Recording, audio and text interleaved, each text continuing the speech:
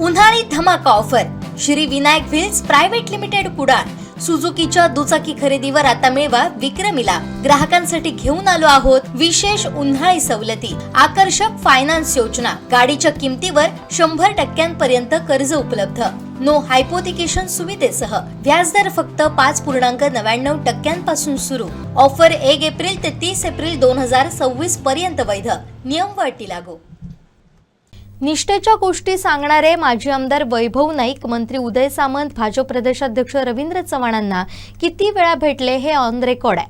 जेव्हा उद्धवजी ठाकरे विचारतील तेव्हा त्यांना नक्की सांगेन त्यांनाही तुमची लायकी माहिती असून म्हणूनच त्यांनी तुम्हाला पुन्हा आमदार केलं नाही असा दावा आमदार निलेश राणेंनी करत इशाराही दिलाय. तुमची इमेज हे आता तुम्ही फक्त 2 तालुक्यांचे जिल्हा प्रमुख झालेला आहात आणि तुम्ही स्वतःला निष्ठावान म्हणता. कधी उद्धवजी मला बोलवतील किंवा मला विचारतील तेव्हा मी सांगणार तुमची निष्ठा कोणाची आहे, ती कोणावर आहे ती. तुम्ही निष्ठेच्या वार्ता करता. तुम्ही रवींद्र चव्हाणांबरोबर तुमचे संबंध, कारण का तुम्हाला वाचवलंच रवींद्र चव्हाण साहेबांनी. अजूनही तुमचे जे काय संबंध आहेत ते जग जाहीर आहेत. तुमचे उदय सामंतांबरोबर संबंध, सामंत साहेब तुमच्याशी किती वेळा बोलले पक्षप्रवेशाचं आणि तुम्ही काय काय उत्तरं दिली ती सगळी रेकॉर्डवर आहेत. तुम्ही शिंदे साहेबांना किती वेळा भेटलेला आहात, जग जाहीर आहे.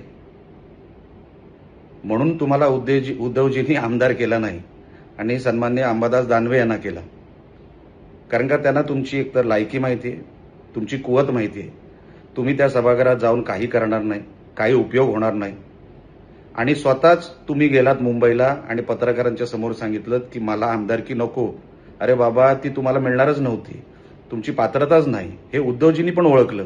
विचार करा, 10 वर्ष तुम्ही आमदार होतात, सत्ताधारी पक्षातले आमदार होतात. तुम्हाला साधं राज्यमंत्री सुद्धा उद्धवजींनी कधी केलं नाही. तुम्ही कधी आमदार होणार नाही हे उद्धवजींना पण माहिती आहे.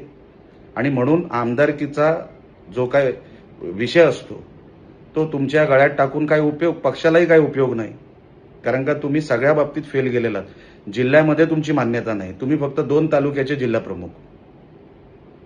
अजूनही सुधरा. भरपूर काय बोलण्यासारखं.